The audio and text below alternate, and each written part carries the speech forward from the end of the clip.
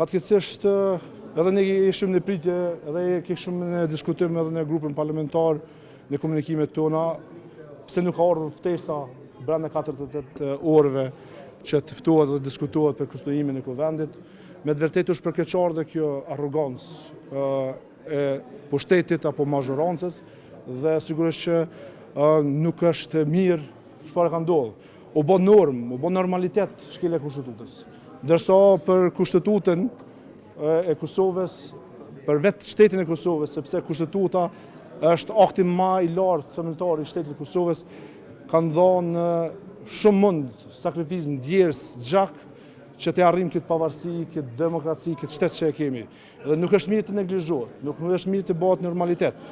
Dhe kur të bëhet normalitet, atëherë ai ka këtë rrugë, nuk ka zgjedhur rrugë tjetër.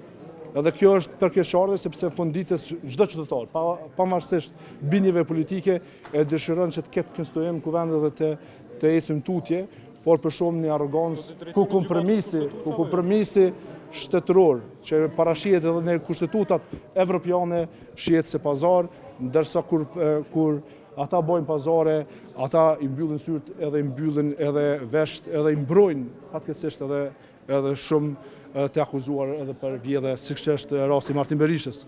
Prandaj është përkeqardhje çfarë gjendje jemi, po më duket se e ka bërë Kosovën në udhëheqjen e tij si banana republikë. Është absurditet na më quhet edhe një herë në gjykatë kushtetuese kur 100 herë është dëshmuar se çdo herë kur kena qenë gjykatë kushtetuese, ata kanë dalë të lagur apo kanë dalë të abuzuar me kushtetutën.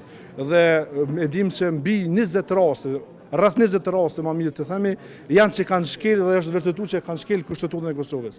A nuk është mjaft kjo? Besoj që është mjaft. Dhe besoj që nuk ka rrugë vetëm institucionale, vetëm rrugë do të jetë edhe rruga. Faleminderit shumë.